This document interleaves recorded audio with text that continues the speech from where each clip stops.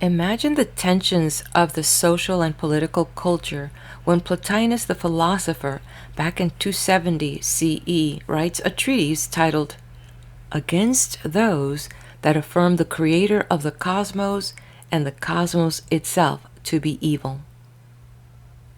Now, without getting into the religious weeds and assuming in defense that there is a God, why would God, the creator of the cosmos, as Plotinus puts it, why would this God be nothing but good? Unless if by evil he is referring to the atrocities of humanity, the poverty, strife, and depravity which seem to besiege some and not others. Did God create those things?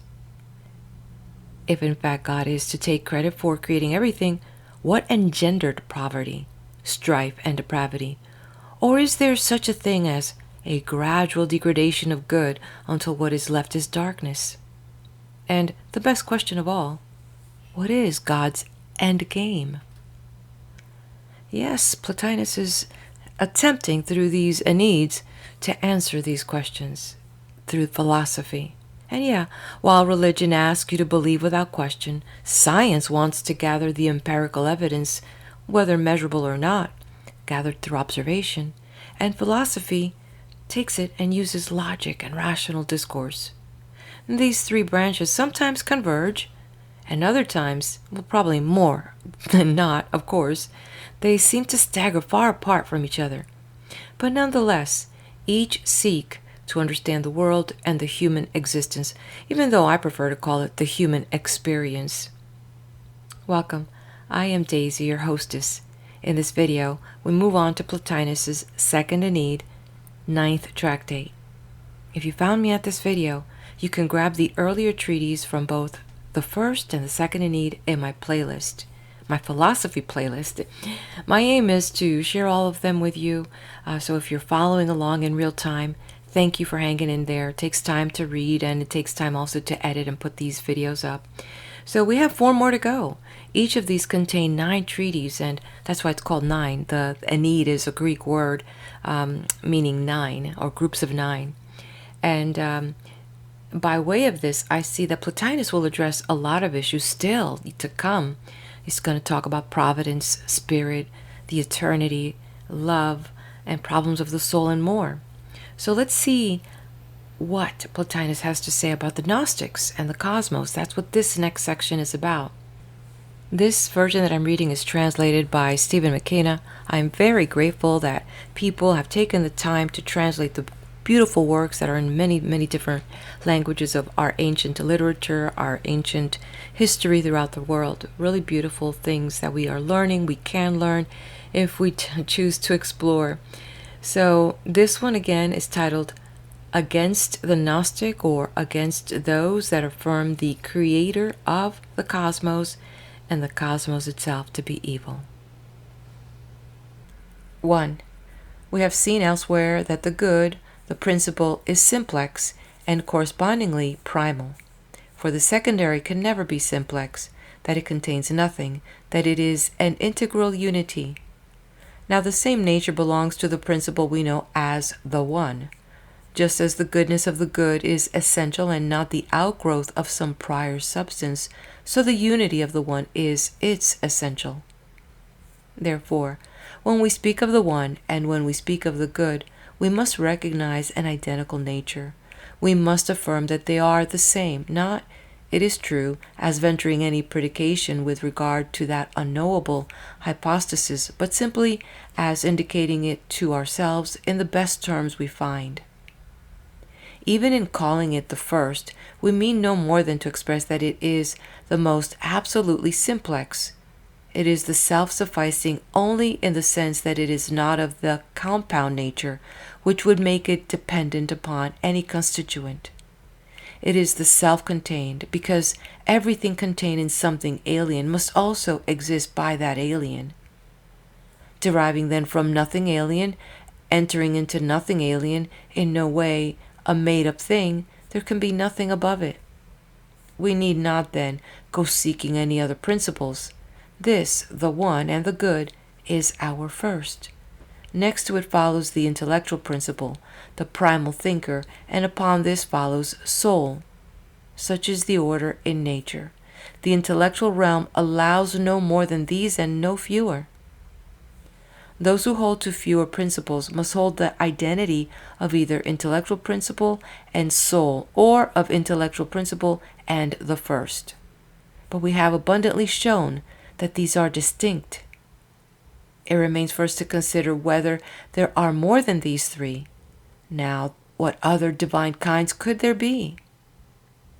No principles of the universe could be found at once simpler and more transcendent than this whose existence we have affirmed and described. They would scarcely urge upon us the doubling of the principle in act by a principle in potentiality. It is absurd to seek such a plurality by distinguishing between potentiality and actuality in the case of immaterial beings whose existence is in act. Even in lower forms, no such division can be made. And we cannot conceive a duality in the intellectual principle, one phase in some vague calm, another all astir. Under what form can we think of repose in the intellectual principle as contrasted with its movement or utterance? What would the quiescence of one phase be as against the energy of the other? No, the intellectual principle is continuously itself, unchangeably constituted in stable act. With movement towards it or within it, we are in the realm of the soul's operation. Such act is a reason principle emanating from it and entering into soul, thus made an intellectual soul, but in no sense creating an intermediate principle to stand between the two. Nor are we warranted in affirming a plurality of intellectual principles on the ground that there is one that knows and thinks and another knowing that it knows and thinks. For whatever distinction be possible in the divine between its intellectual act and its consciousness of that act, still all must be one projection not aware of its own operation. It would be absurd to imagine any such unconsciousness in the authentic intelligence. The knowing principle must be one and the self-same with that which knows of the knowing. The contrary supposition would give us two beings, one that merely knows, and another, a separate being, that knows of the act of knowing. If we are answered that the distinction is merely a process of our thought, then at once the theory of a further hypostasis is abandoned.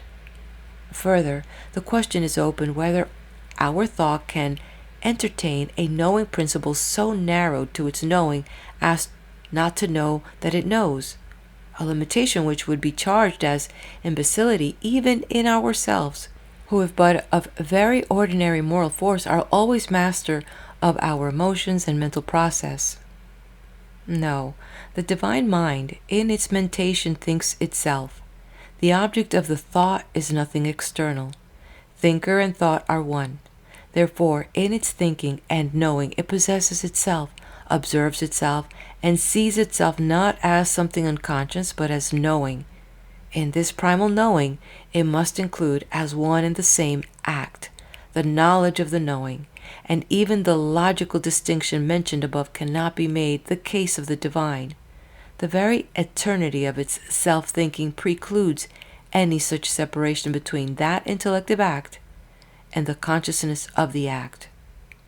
The absurdity becomes still more blatant if we introduce yet a further distinction, after that which affirms the knowledge of the knowing, a third distinction affirming the knowing of the knowledge of the knowing. Yet there is no reason against carrying on the division forever and ever.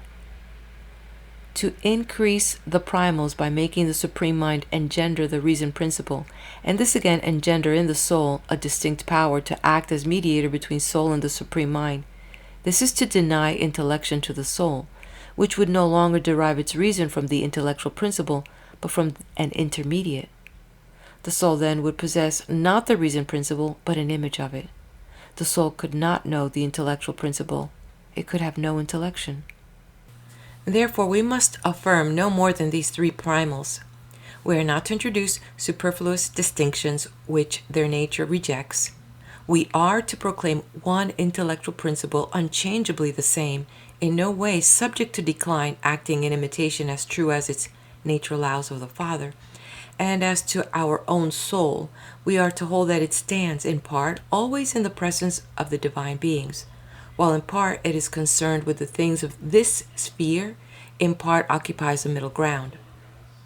It is one nature in graded powers, and sometimes the soul in its entirety is borne along by the loftiest in itself and in the authentic existent.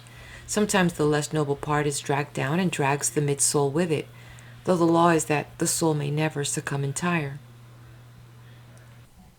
The soul's disaster falls upon it when it ceases to dwell in the perfect beauty, the appropriate dwelling place of that soul which is no part, and of which we too are no part, thence to pour forth into the frame of the all, whatsoever the all can hold of good and beauty. There that soul rests, free from all solicitude, not ruling by plan or policy, not redressing, but establishing order by the marvelous efficacy of its contemplation of the things above it. For the measure of its absorption in that vision is the measure of its grace and power, and what it draws from this contemplation it communicates to the lower sphere, illuminated and illuminating always. 3. Ever illuminated, receiving light unfailing, the old soul imparts it to the entire series of later being, which by this light is sustained and fostered and endowed with the fullest measure of life that each can absorb. It may be compared with a central fire warming every receptive body within range. Our fire, however, is a thing of limited scope, given powers that have no limitation, and we are never cut off from the authentic existences. How imagine anything existing and yet failing to receive from them? It is of the essence of things that each gives of its being to another. Without this communication, the good would not be good, nor the intellectual principle an intellective principle, nor would soul itself be what it is. The law is some life after the primal life, a second where there is a first, all linked in one unbroken chain, all eternal, divergent types being engendered only in the sense of being secondary. In other words, things commonly described as generated have never known a beginning. All has been and will be.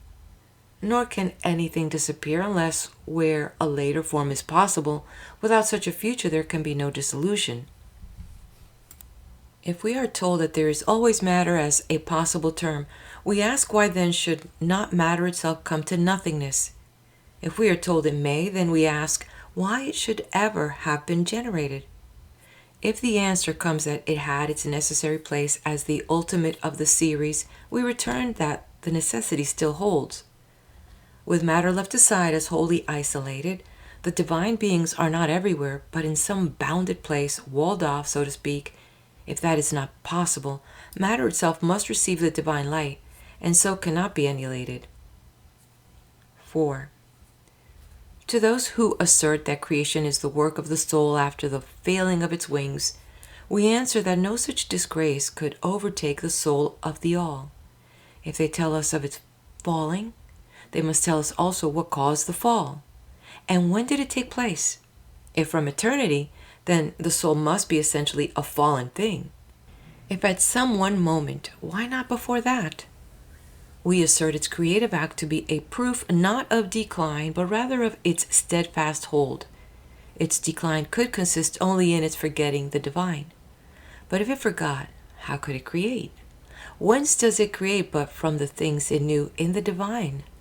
If it creates from the memory of that vision, it never fell. Even supposing it to be in some dim intermediate state, it need not be supposed more likely to decline. Any inclination would be towards its prior, in an effort to the clearer vision. If any memory at all remained, what other desire could it have than to retrace the way? What could it have been planning to gain by world creating? Glory? That would be absurd. A motive borrowed from the sculptors of our earth. Finally, if the soul created by policy and not by sheer need of its nature, by being characteristically the creative power, how explain the making of this universe? And when will it destroy the work? If it repents of its work, what is it waiting for? If it has not yet repented, then it will never repent.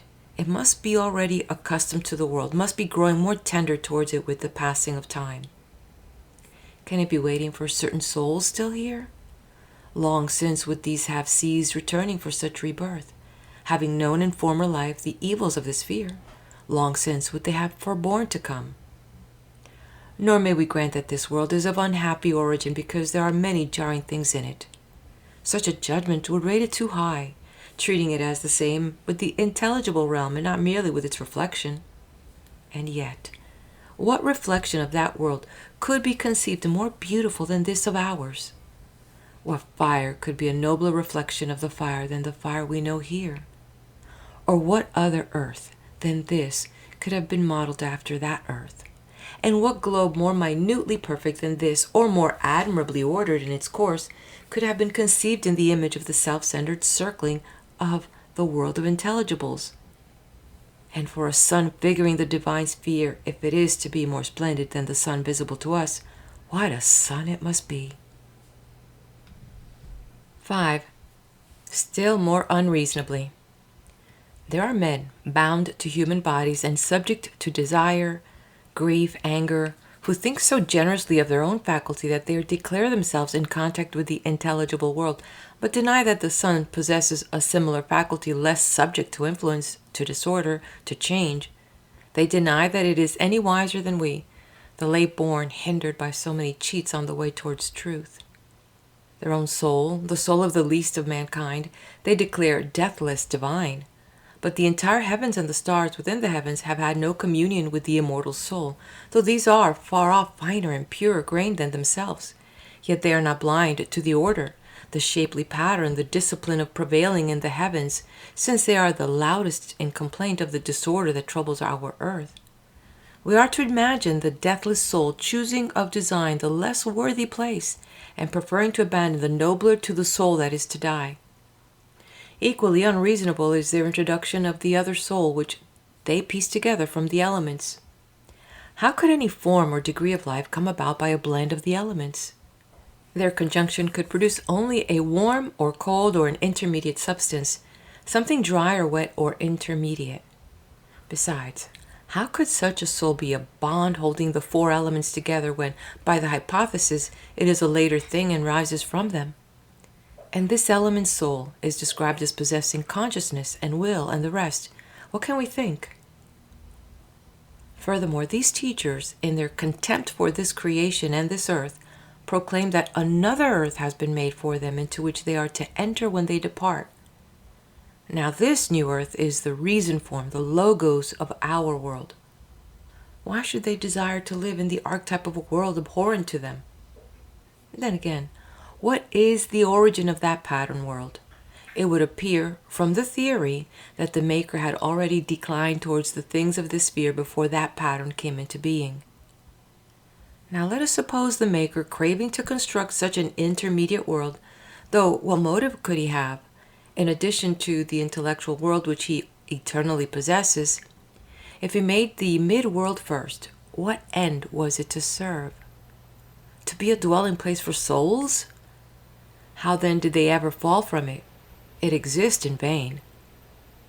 If he made it later than this world, abstracting the formal idea of this world and leaving the matter out, the souls that have come to know that intermediate sphere would have experienced enough to keep them from entering this.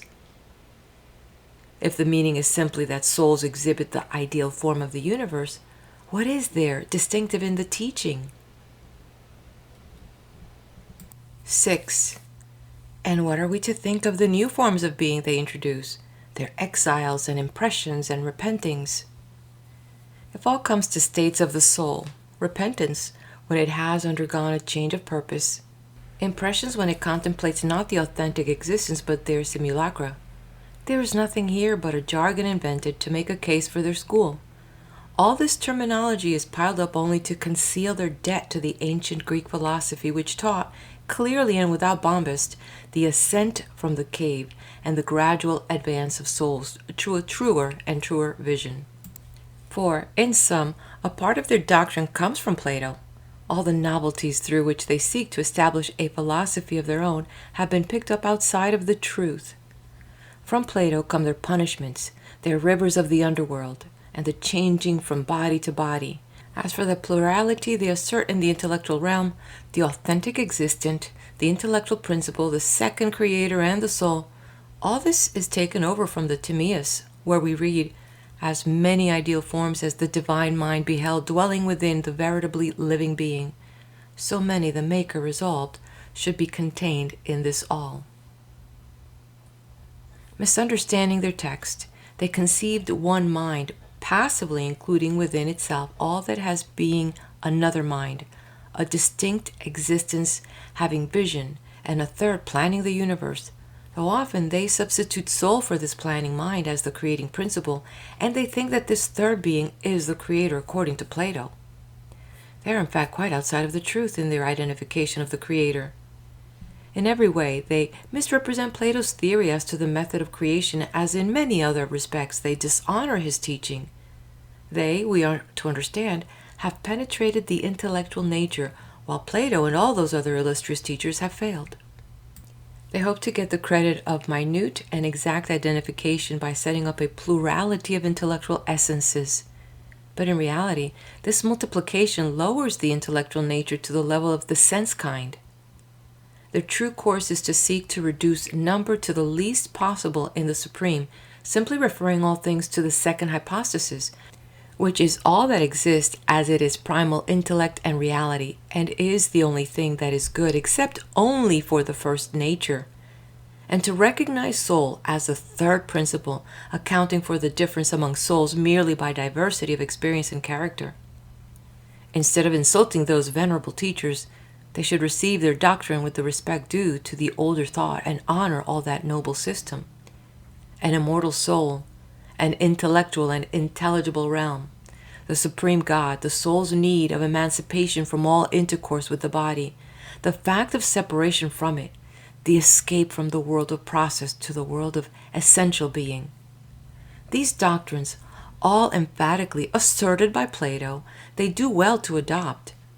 Where they differ, they are at full liberty to speak their minds, but not to procure assent for their own theories by flaying and flouting the Greeks.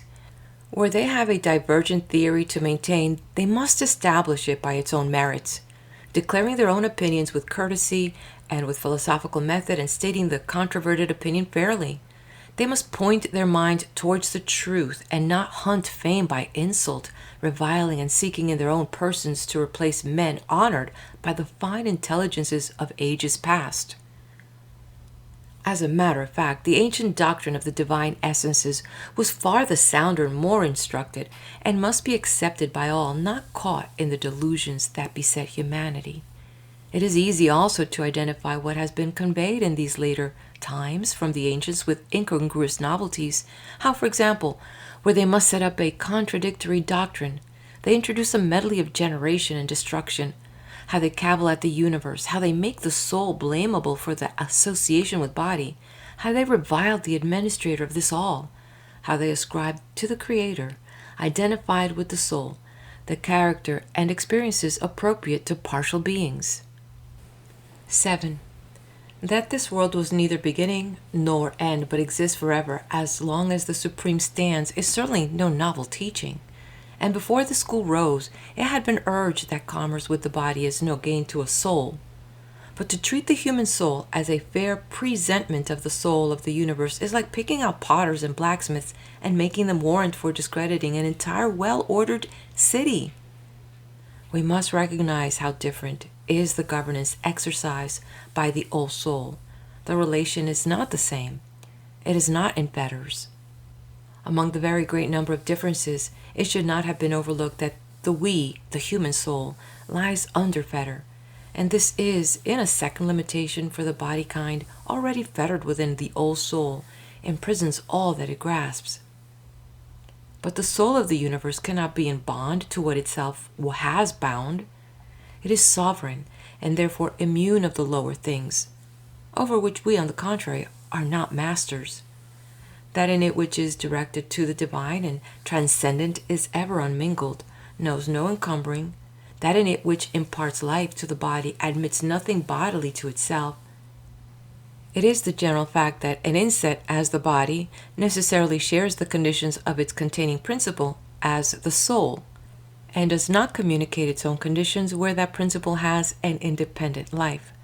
Thus a graft will die if the stalk dies, but the stalk will live on by its proper life, though the graft wither. The fire within your own self may be quenched, but the thing, fire, will exist still. And if fire itself were annihilated, that would make no difference to the soul and the supreme, but only to the plan of the material world. And if the other elements suffice to maintain a cosmos, the soul and the supreme would be unconcerned. The construction of the all is very different from that of the single, separate forms of life. There, the established rule commanding to permanence is sovereign. Here things are like deserters kept to their own place and duty by a double bond. There is no outlet from the all, and therefore no need of restraining or of driving errands back to bounds. All remains where from the beginning the soul's nature appointed. The natural movement within the plan will be injurious to anything whose natural tendency it opposes. One group will sweep bravely onward with the great total to which it is adapted. The others, not able to comply with the larger order, are destroyed.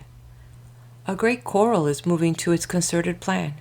Midway in the march, a tortoise is intercepted. Unable to get away from the coral line, it is trampled underfoot. But if it could only range itself within the greater movement, it too would suffer nothing. 8. To ask why the soul has created the cosmos is to ask why there is a soul and why a creator creates. The question also implies a beginning in the eternal and further represents creation as the act of a changeful being who turns from this to that. Those that so think must be instructed, if they would but bear with correction, in the nature of the supernals, and brought to desist from that blasphemy of majestic powers which comes so easily to them, where all should be reverent scruple. Even in the administration of the universe there is no ground for such attack, for it affords manifest proof of the greatness of the intellectual kind.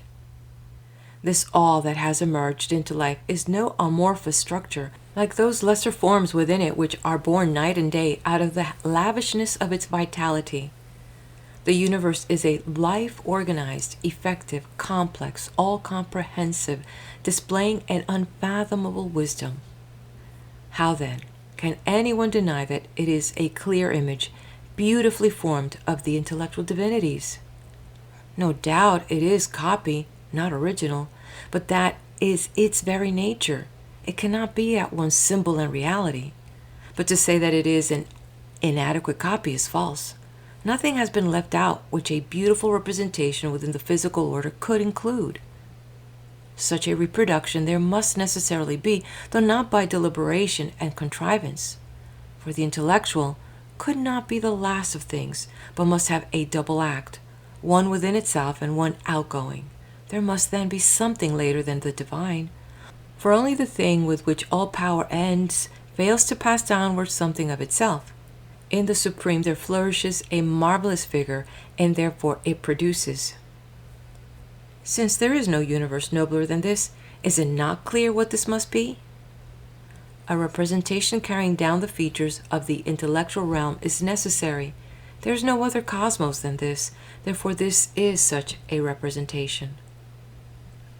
This earth of ours is full of varied life forms and of immortal beings. To the very heavens it is crowded, and the stars, those of the upper and the under spheres, moving in their ordered path, fellow travelers with the universe, how can they be less than gods? Surely they must be morally good. What could prevent them? All that occasions vice here below is unknown there, no evil of body, perturbed and perturbing. Knowledge, too. In their unbroken peace, what hinders them from the intellectual grasp of the Godhead and the intellectual gods? What can be imagined to give us a wisdom higher than belongs to the supernals? Could anyone, not fall into utter folly, bear with such an idea? Admitting that human souls have descended under constraint of the old soul, are we to think the constrained the nobler? Among souls, what commands must be higher than what obeys? And if the coming was unconstrained, why find fault with the world you have chosen and can quit if you dislike it? And further, if the order of this universe is such that we are able within it to practice wisdom and to live our earthly course by the supernal, Does not that prove it a dependency of the divine? 9. Wealth and poverty, and all inequalities of that order, are made ground of complaint. But this is to ignore that the sage demands no equality in such matters. He cannot think that to own many things is to be richer, or that the powerful have the better of the simple. He leaves all such preoccupations to another kind of man. He has learned that life on earth has two distinct forms, the way of the sage and the way of the mass. The sage intent upon the sublimest, upon the realm above, while those of the more strictly human type fall again under two classes, the one reminiscent of virtue and thereof, not without touch with good, the other mere populace, serving to provide necessaries to the better sort. But what of murder? What of the feebleness that brings men under slavery to the passions? Is it any wonder that there should be failing and error, not in the highest, the intellectual, principle, but in souls that are like undeveloped children? And is it not life justified even so if it is a training ground with its victors and its vanquished? You are wronged. Need that trouble and immortal? You are put to death. You have attained your desire, and from the moment your citizenship of the world becomes irksome, you are not bound to it. Our adversaries do not deny that even here there is a system of law and penalty, and surely we cannot in justice blame a dominion which awards to every one his due, where virtue has its honor and vice comes to its fitting shame, in which there are no merely representations of the gods, but the gods themselves, watchers from above, and, as we read, easily rebutting human reproaches, since they lead all things in order from a beginning to an end, allotting to each human being, as life follows life, a fortune shaped to all that has preceded, the destiny which, to those that do not penetrate it, becomes the matter of boorish insolence upon things divine.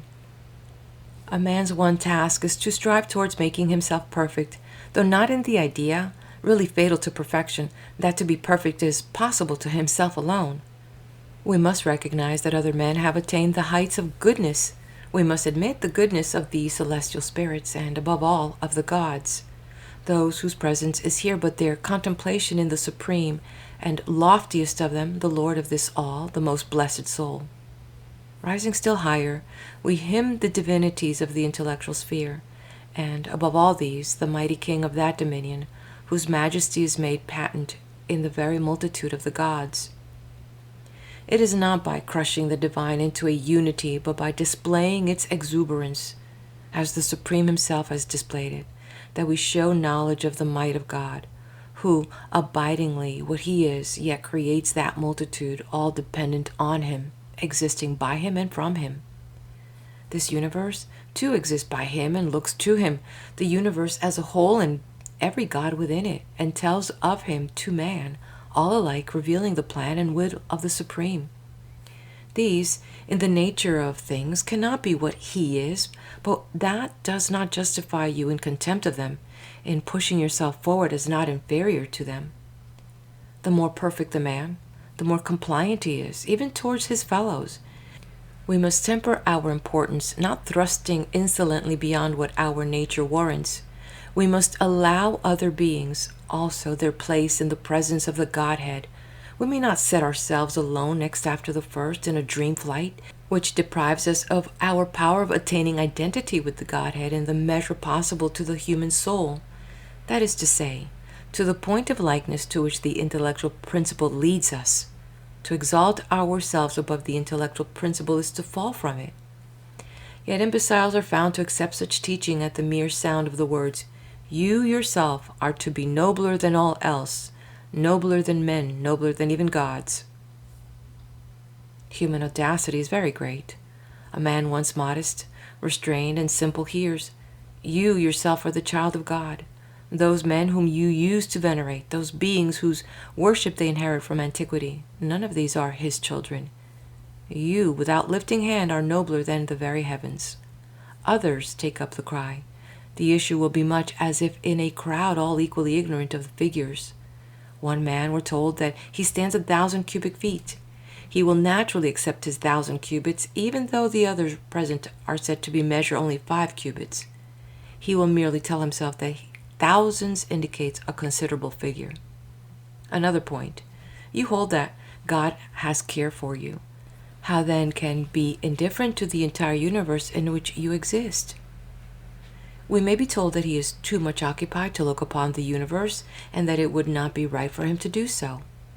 Yet when he looks down and upon these people, is he not looking outside himself and upon the universe in which they exist? If he cannot look outside himself so as to survey the cosmos, then neither does he look upon them. But they have no need of him? The universe has need of him, and he knows its ordering and its indwellers, and how far they belong to it, and how far to the Supreme, and which of the men upon it are friends of God, mildly acquiescing with the cosmic dispensation when in the total course of things some pain must be brought to them. For we are to look not to the single will of any man, but to the universe entire, regarding everyone according to worth, but not stopping for such things where all that may is hastening onward. Not one only kind of being is bent upon this quest, which brings bliss to whatsoever achieves, and earns for the others a future destiny in accord with their power. No man, therefore, may flatter himself that he alone is competent. A pretension is not a possession. Many boast, though fully conscious of their lack, and many imagine themselves to possess what was never theirs, and even to be alone in possessing what they alone of men never had. 10. Under detailed investigation, many other tenets of this school, indeed we might say all, could be corrected with an abundance of proof. But I am withheld by regard for some of our own friends who fell in with this doctrine before joining our circle and strangely still cling to it. The school no doubt is free-spoken enough, whether in the set purpose of giving its opinions a plausible color of verity or an honest belief, but we are addressing here our own acquaintances, not those people with whom we could make no way. We have spoken in the hope of preventing our friends from being perturbed by a party which brings not proof, how could it, but arbitrary, tyrannical assertion. Another style of address would be applicable to such as have the audacity to flout the noble and true doctrines of the august teachers of antiquity. That method will not apply. Anyone that has fully grasped the preceding discussion will know how to meet every point in the system. Only one other tenet of theirs will be mentioned before passing the matter. It is one which surpasses all the rest in sheer folly, if that is the word. They first maintain that the soul and a certain wisdom, Sophia, declined and entered this lower sphere, though they leave us in doubt of whether the movement originated in soul or in this Sophia of theirs, or whether the two are the same to them. Then they tell us that the other souls came down in the descent, and that these members of Sophia took to themselves bodies, human bodies, for example. Yet, in the same breath, that very soul which was the occasion of descent to the others is declared not to have descended. It knew no decline, but merely illuminated the darkness in such a way that an image of it was formed upon the matter. Then they shape an image of that image somewhere below, through the medium of matter or of materiality or whatever else of many names they choose to give it in their frequent change of terms, invented to darken their doctrine, and so they bring into being what they call the creator or demiurge.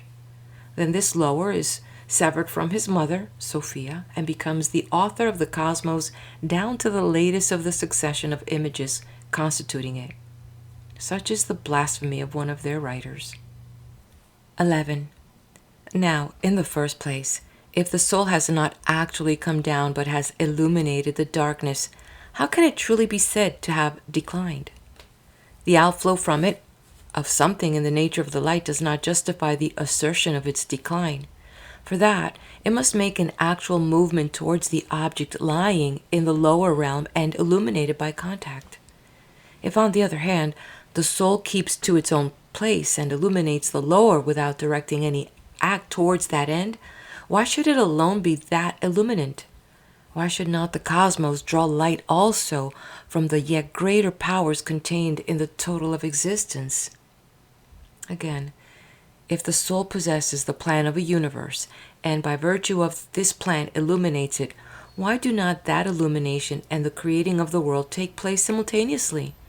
Why must the soul wait till the representations of the plan be made actual? Then again, this plan, the far country of their terminology, brought into being as they hold by the greater powers, could not have been the occasion of decline to the creators. Further, how explain that under this illumination the matter of the cosmos produces images of the order of soul instead of mere bodily nature? An image of soul could not demand darkness or matter, but wherever formed it would exhibit the character of the producing element and remain in close union with it. Next, is this image a real being, or, as they say, an intellection? If it is a reality, in what way does it differ from its original? By being a distinct form of the soul? But then, since the original is the reasoning soul, the secondary form must be the vegetative and generative soul. And then, what becomes of the theory that it is produced for glory's sake? What becomes of the creation in arrogance and self-assertion? The theory puts an end also to creation by representation, and still more decidedly to any thinking in the act. And what needs is left for a creator creating by way of matter and image? If it is an intellection, then we first ask, what justifies the name? And next, how does anything come into being unless the soul gives this intellection creative power? And how, even if we allow this fictitious intellection, how does it explain the creative act? Are we to be told that it is a question not so much of creation as of a first image followed by a second? But this is quite arbitrary. And why is fire the first creation? 12. And how does this image set to a task immediately after it comes into being? By memory of what it has seen? But it was utterly non-existent. It could have no vision, either it or the mother they bestow upon it. Another difficulty. These people tell us that they come upon earth not as soul images, but as veritable souls. Yet by great stress and strain, one or two of them are able to stir beyond the limits of the world, and when they do attain reminiscence, barely carry with them some slight recollection of the sphere they once knew. On the other hand, this image, a newcomer into being, is able, they tell us, as also is its mother, to form at least some dim representation of the celestial world. It is an image stamped in matter, yet it not merely has the conception of the supreme and adopts from that world the plan of this, but knows what elements serve the purpose. How, for instance, did it come to make fire before anything else? What made it judge fire a better first than some other object? Again, if it created the fire of the universe by thinking of fire, why did it not make the universe at a stroke by thinking of the universe? It must have conceived the product complete from the first. The constituent elements would be embraced in that general conception. The creation must have been, in all respects, more according to the way of nature than to that of the arts, for the arts are of later origin than nature and the universe, and even at the present stage the partial thing brought into being by the natural kinds do not follow any such order. First fire, then the several other elements, then the various blends of these.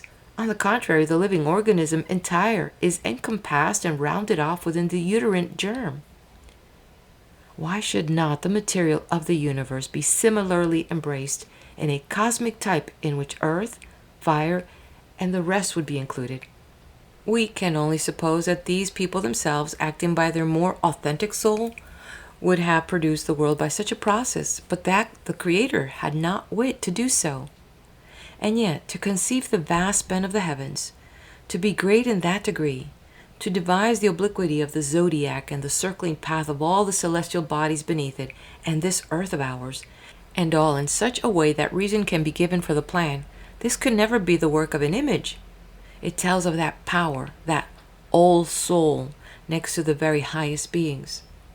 Against their will, they themselves admit this, their outshining upon the darkness, if the doctrine is sifted, makes it impossible to deny the true origins of the cosmos.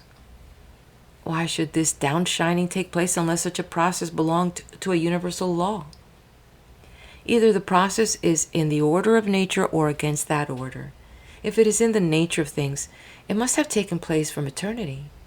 If it is against the nature of things, then the breach of natural right exists in the supreme also. evil antedates this world. The cause of evil is not the world. On the contrary, the supreme is the evil to us. Instead of the soul's harm coming from this sphere, we have the sphere harmed by the soul. In fine, the theory amounts to making the world one of the primals, and with it the matter from which it emerges. The soul that declined, they tell us, saw and illuminated the already existent darkness. Now, whence came that darkness? If they tell us that the soul created the darkness by its decline, then, obviously, there was nowhere for the soul to decline to. The cause of the decline was not the darkness, but the very nature of the soul. The theory, therefore, refers the entire process to pre-existing compulsions, the guilt inheres in the primal beings. 13. Those, then, that censure the constitution of the cosmos do not understand what they are doing or where this audacity leads them. They do not understand that there is a successive order of primals, secondaries, tertiaries, and so on continuously to the ultimates, that nothing is to be blamed for being inferior to the first, that we can but accept meekly the constitution of the total, and make our best way towards the primals, withdrawing from the tragic spectacle, as they see it, of the cosmic spheres, which in reality are all suave graciousness. And what, after all, is there so terrible in these spheres with which it so sought to frighten people unaccustomed to thinking, never trained in an instructive and coherent gnosis? Even the fact that their material frame is of fire does not make them dreadful. Their movements are in keeping with the all and with the earth. But what we must consider in them is the soul, that on which these people base their own title to honor. And yet again, their material frames are preeminent in vastness and beauty, as they cooperate in act and in influence with the entire order of nature, and can never cease to exist as long as the primals stand. They enter into the completion of the all, of which they are major parts. If man rank highly among other living beings, much more to these, whose office in the all is not to play the tyrant, but to serve towards beauty and order. The action attributed to them must be understood as a foretelling of coming events, while the causing of all the variety is due, in part, to diverse destinies. For there cannot be one lot for the entire body of men, in part to the birth moment, in part to wide divergencies of place, in part to states of the souls. Once more, we have no right to ask that all men shall be good, or to rush into censure because such universal virtue is not possible. This would be repeating the error of confusing our sphere with the supreme and treating evil as a nearly negligible failure in wisdom, as good lessened and dwindling continuously, a continuous fading out. It would be like calling the nature principle evil because it is not sense perception, and the sense faculty evil for not being the reason. If evil is no more than that, we will be obliged to admit evil in the supreme also, for there too, soul is less exalted than the intellectual principle, and that too has its superior. 14. In yet another way, they infringe still more gravely upon the inviolability of the supreme. In the sacred formulas they inscribe, purporting to address the supernal beings, not merely the soul but even the transcendence, they are simply uttering spells and appeasements and evocations in the idea that these powers will obey a call and be led about by a word from any of us who is in some degree trained to use the appropriate forms in the appropriate way. Certain melodies, certain sounds, specially directed breathings, sibilant cries, and all else into which is ascribed magic potency upon the supreme. Perhaps they would repudiate any such intention. Still, they must explain how these things act upon the unembodied. They do not see that the power they attribute to their own words is so much taken away from the majesty of the divine. They tell us they can free themselves of disease. If they meant by temperate living and an appropriate regime, they would be right and in accordance with all sound knowledge, but they assert diseases to be spirit beings and boast of being able to expel them by formula. This pretension may enhance their importance with the crowd, gaping upon the powers of magicians, but they can never persuade the intelligent that disease arises otherwise than from such causes of overstrain, excess, deficiency, putrid decay, in a word, some variation whether from within or from without. The nature of illness is indicated by its very cure. A motion, a medicine, the letting of blood, and the disease shifts down and away. Sometimes scantiness of nourishment restores the system. Presumably, the spiritual power gets hungry or is debilitated by the purge. Either the spirit makes a hasty exit or it remains within. If it stays, how does the disease disappear? With the cause still present. If it quits the place, what has driven it out? Has anything happened to it? Are we to suppose it drove on the disease? In that case, the disease existed as something distinct from the spirit power. Then again, if it steps in where no cause of sickness exists, why should there be anything else but illness? If there must be such a cause, the spirit is unnecessary. That cause is sufficient to produce that fever. As for the notion, that just when the cause presents itself, the watchful spirit leaps to incorporate itself with it. This is simply amusing. But the manner and motive of their teaching have been sufficiently exhibited, and this was the main purpose of the discussion here upon their spirit powers. I leave it to yourselves to read the books and examine the rest of the doctrine. You will note all through how our form of philosophy inculcates simplicity of character and honest thinking, in addition to all other good qualities, how it cultivates reverence and not arrogant self-assertion, how its boldness is balanced by reason, by careful proof, by cautious progression, by the utmost circumspection, and you will compare those other systems to one proceeding by this method. You will find that the tenets of their school have been huddled together under a very different plan. They do not deserve any further examination here. 15. There is, however, one matter which we must on no account overlook. The effect of these teachings upon the hearers led by them into despising the world and all that is in it. There are two theories as to the attainment of the end of life. The one proposes pleasure, bodily pleasure as the term.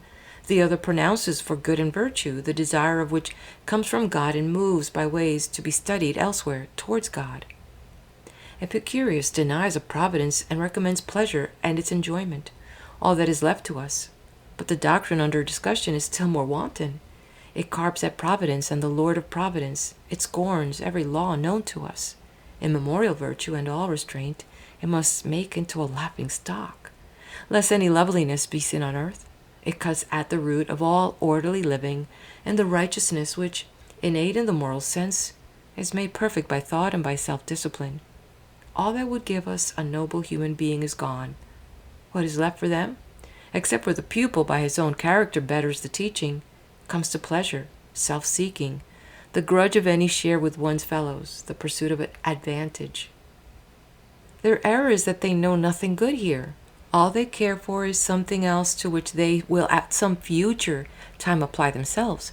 Yet this world, to those that have known it once, must be starting point of the pursuit. Arrived here from out of the divine nature, they must inaugurate their effort by some earthly correction. The understanding of beauty is not given except to a nature scorning the delight of the body, and those that have no part in well-doing can make no step towards the supernal. This school, in fact, is convinced by its neglect of all mention of virtue. Any discussion of such matters is missing utterly. We are not told what virtue is or under what different kinds it appears. There is no word of all the numerous and noble reflections upon it that have come down to us from the ancients. We do not learn what constitutes it, or how it is acquired, how the soul is tended, how it is cleaned. For to say, look to God, is not helpful without some instruction as to what this looking imports. It might very well be said that one can look and still sacrifice no pleasure, still be the slave of impulse, repeating the word God, but held in the grip of every passion and making no effort to master any. Virtue, advancing towards the term and linked with thought, occupying a soul, makes God manifest. God on the lips without a good conduct of life is a word. 16. On the other hand, to despise this sphere and the gods within it, or anything else that is lovely, is not the way to goodness. Every evildoer begins by despising the gods, and one not previously corrupt, taking to this contempt, even though in the other respects not wholly bad, becomes an evildoer by the very fact. Besides, in this slighting of the mundane gods and the world, the honor they profess for the gods of the intellectual sphere becomes an inconsistency. Where we love, our hearts are warm also to the kin of the beloved. We are not indifferent to the children of our friend. Now every soul is a child of that Father. But in the heavenly bodies there are souls, intellective, holy, much closer to the supernal beings than are ours. For how can this cosmos be a thing cut off from that, and how imagine the gods in it to stand apart? But of this matter we have treated elsewhere. Here we urge that where there is contempt for the kin of the Supreme, the knowledge of the Supreme itself is merely verbal. What sort of piety can make Providence stop short of earthly concerns, or set any limit whatsoever to it? And what consistency is there in this school when they proceed to assert that Providence cares for them, though for them alone? And is this providence over them to be understood of their existence in that other world only, or of their lives here as well? If in the other world, how came they to this? If in this world, why are they not already raised from it? Again, how can they deny that the Lord of Providence is here? How else can he know either that they are here, or that in their sojourn here they have not forgotten him and fallen away? And if he is aware of the goodness of some, he must know of the wickedness of others to distinguish good from bad. That means that he is present to all, is by whatever mode within this universe. The universe, therefore, must be participant in him. If he is absent from the universe, he is absent from yourselves, and you can have nothing to tell about him or about the powers that come after him. But allowing that a providence reaches to you from the world beyond, making any concession to your liking, it remains nonetheless certain that this world holds the supernal and is not deserted and will not be. A providence watching entires is even more likely than one over fragments only, and similarly, participation is more perfect in the case of the old soul, as is shown further by the very existence of things and the wisdom manifest in their existence. Of those that advance these wild pretensions, who is so well ordered, so wise as the universe? The comparison is laughable, utterly out of place. To make it accept as a help towards truth would be impiety. The very question can be entertained by no intelligent being, but only by one so blind, so utterly devoid of perception and thought, so far from any vision of the intellectual universe as not even to see this world of our own. For who that truly perceives the harmony of the intellectual realm could fail, if he has any bent towards music, to answer to the harmony in sensible sounds? What geometrician or arithmetician could fail to take pleasure in the symmetries, correspondences, and principles of order observed in visible things? Consider even the case of pictures. Those seeing by the bodily sense the productions of the art of painting do not see the one thing in the one only way. They are deeply stirred by recognizing in the objects depicted to the eyes the presentation of what lies in the idea, and so are cold to recollection of the truth, the very experience out of which love rises. Now, if the sight of beauty excellently reproduced upon a face hurries the mind to that other sphere, surely no one seeing the loveliness lavish in the world of sense, this vast orderliness, the form which the stars even in their remoteness display, no one could be so dull-witted, so immovable, as not to be carried by all this to recollection, and gripped by reverent awe in the thought of all this so great, sprung from that greatness. Not to answer thus could only be to have neither fathomed this world, nor had any vision of that other. 17. Perhaps the hate of this school for the corporeal is due to their reading of Plato, who inveighs against body as a grave hindrance to soul and pronounces the corporeal to be characteristically the inferior. Then let them for the moment pass over the corporeal element in the universe and study all that still remains. They will think of the intellectual sphere, which includes within itself the ideal form realized in the cosmos.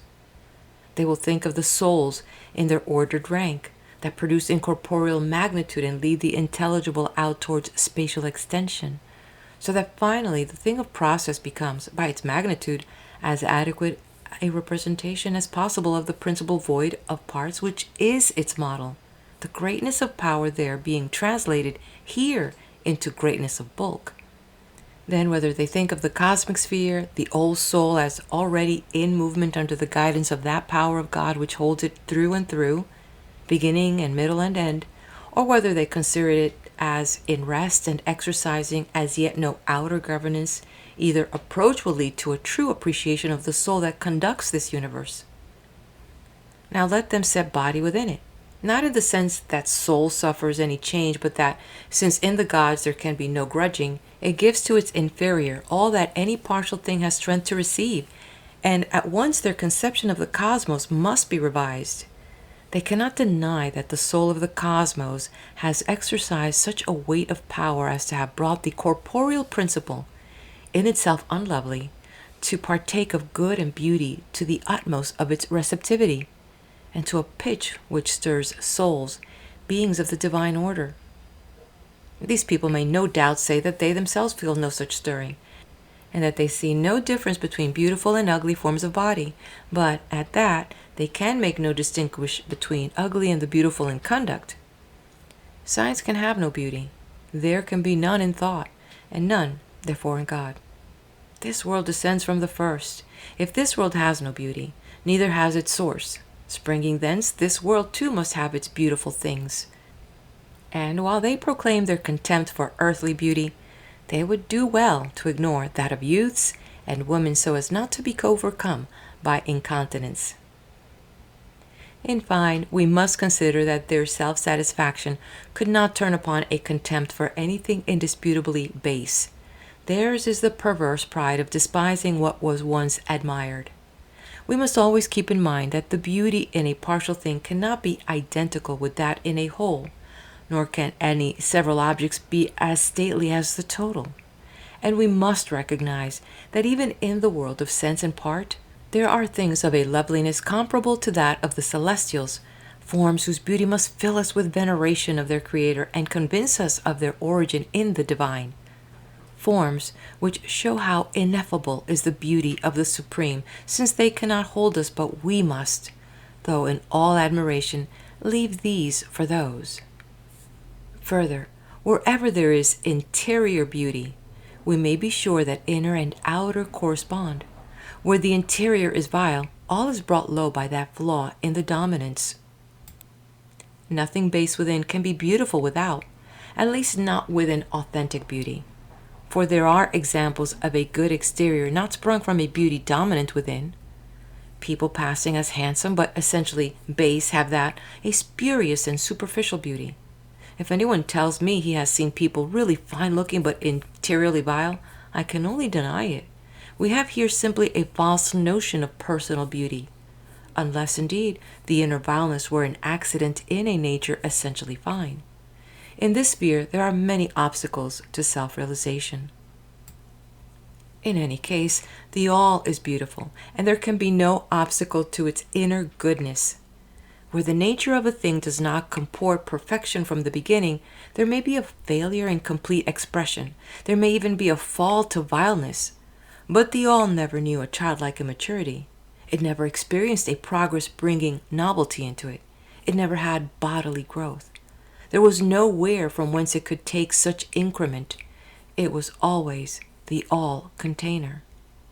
And even for its souls, no one could imagine any such a path of process. Or, if this were conceded, certainly it could not be towards evil.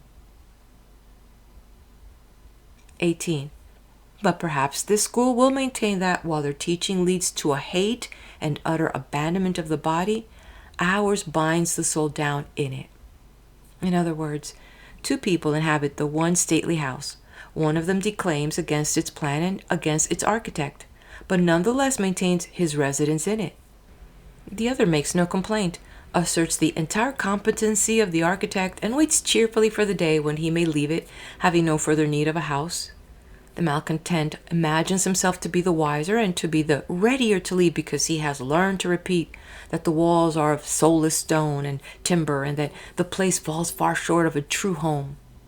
He does not see that his only distinction is in not being able to bear with necessity, assuming that his conduct, his grumbling, does not cover a secret admiration for the beauty of those same stones. As long as we have bodies, we must inhabit the dwellings prepared for us by our good sister soul, the old soul, in her vast power of laborless creation. Or would the school reject the word sister? They are willing to address the lower of men as brothers. Are they capable of such raving as to disown the tie with the sun and the powers of the heavens and the very soul of the cosmos? Such kinship, it is true, is not for the vile. It may be asserted only of those that have become good and are no longer body but embodied soul, and of a quality to inhabit the body in a mode very closely resembling the indwelling of the old soul in the universal frame. And this means continence, self-restraint, holding staunch against outside pleasure and against outer spectacle, allowing no hardship to disturb the mind. The old soul is immune from shock. There's nothing that can affect it. But we, in our passage here, must call on virtue in repelling these assaults, reduced for us from the beginning by a great conception of life, annulled by matured strength. Attaining to something of this immunity, we begin to reproduce within ourselves the soul of the vast all and of the heavenly bodies. When we are come to the very closest resemblance, all the effort of our fervid pursuit will be towards that goal to which they also tend. Their contemplative vision becomes ours, prepared as we are, first by natural disposition, and afterwards by all this training for that state which is theirs by the principle of their being. This school may lay claim to vision as a dignity reserved to themselves, but they are not any the nearer to vision by the claim, or by the boast that while the celestial powers, bound forever to the ordering of the heavens, can never stand outside the material universe, they themselves have their freedom in their death. This is a failure to grasp the very notion of standing outside, a failure to appreciate the mode in which the old soul cares for the unensouled. Now, it is possible to go free of love for the body, to be clean living, to disregard death, to know the highest and aim at that other world, not to slander, as negligent in the quest, others who are able for it and faithful to it, and not to err with those that deny vital motion to the stars, because to our sense they stand still. The error which in another form leads this school to deny outer vision to the star nature, only because they do not see the star soul in outer manifestation. And this is the end of the 9th tractate of Plotinus' Second Ennead, translated by Stephen McKenna. If this is something up your alley, I am working on the following remaining Enneads. There's about 4 more. And hopefully you'll stick around and come back for more. Make sure to subscribe.